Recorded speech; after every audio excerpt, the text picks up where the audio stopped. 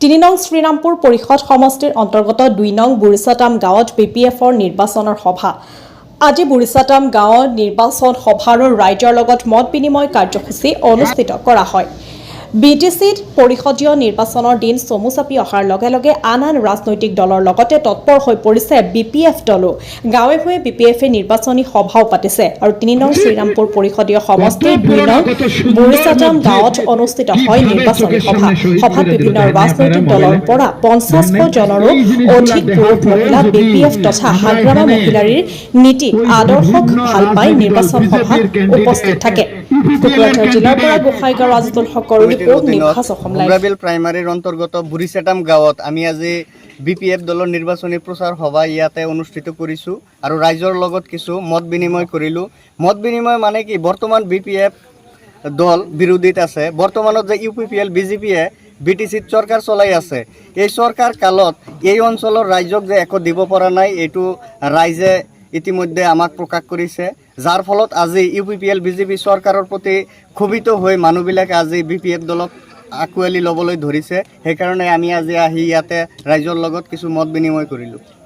ৰাইজৰ সঁহাৰি মানে বৰ্তমান BPF দলৰ যিজন প্ৰাৰ্থী এডভোকেট মুকলেশ্বৰ ৰহমান ডাঙৰীয়া, এই অঞ্চলৰ শ্ৰীৰামপুৰবাসীৰ ৰাইজে এইবাৰ এজন উপযুক্ত মানুহ পাইছে। এই মানুহজনক শ্ৰীৰামপুৰ সমষ্টিৰ পৰা জিকাই BTCৰ পৰা যাতে EM পায়, এইটো আশা লৈ এই অঞ্চলৰ কাম হ'ব বুলি আশা ৰাখি ৰাইজে সঁহাৰি জনাই আছে। ভাল আমি কাম কাজ কৰি আছোঁ আৰু ৰাইজে আমাক এতিয়া আমন্ত্ৰণ মৰ্মে বিভিন্ন ঠাইত লৈ মিটিঙৰ আহ্বান জনাই আছে। উন্নতি বুলিলে প্ৰমোদ বড়ো চৰকাৰে মুখত উন্নতি কৰিছে, আমাৰ জাগাৰ উন্নতি হোৱা নাই। প্ৰমোদ বড়োই বিগত 5টা বছৰত যিবোৰ প্ৰতিশ্ৰুতি দি BTCৰ শাসন গাদী দখল কৰিলে, সেইবোৰ প্ৰতিশ্ৰুতিৰ ভিতৰত আজিলৈ এটা প্ৰতিশ্ৰুতিও কিন্তু পূৰণ কৰিবলৈ প্ৰমোদ বড়োই সক্ষম হোৱা নাই। আজি তেওঁলোকে কৈছিল এটা ভোটৰ বিপৰীতে এটাকে চাকৰি দিব পাৰিছে জানো? পাৰা নাই। প্ৰমোদ বড়োই কৈছিল যে আমি BTCত যদি চৰকাৰ গঠন কৰোঁ, ভূমিহীন মানুহক ভূমিৰ পাট্টা দিব, কিন্তু আজিলৈ ভূমিহীন মানুহক ভূমিৰ পাট্টা দিবলৈ প্ৰমোদ বড়োই সক্ষম হোৱা নাই।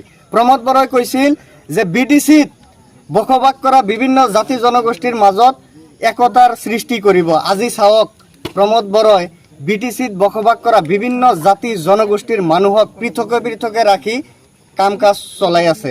আজিৰ দিনত BTCত আমি RTI এটা মাৰিছিলোঁ যে প্ৰমোদ বড়োই কিমান বিঘা মাটি আমাৰ ভূমিহীন মানুহক দিছিল। সেই RTI ৰিপৰ্টত 437 জন মানুহৰ ভিতৰত এজনো মুছলমান মানুহক প্ৰমোদ বড়োই ভূমিৰ পাট্টা দিয়া নাই।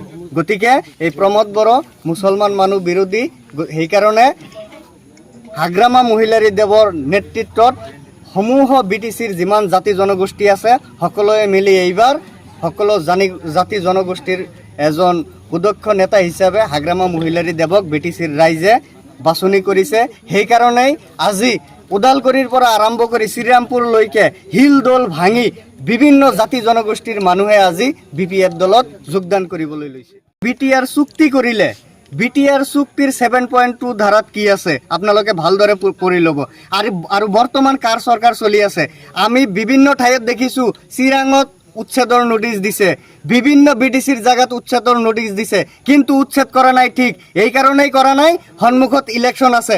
এতিয়া যদি উচ্ছেদ আৰম্ভ কৰে, BTCত বসবাস কৰা বিভিন্ন জাতি জনগোষ্ঠীয়ে প্ৰমোদ বড়োক বিদায় দিব। সেইকাৰণে অপেক্ষা কৰি আছে, নিৰ্বাচন পাৰ হ'লে উচ্ছেদটো চলিব।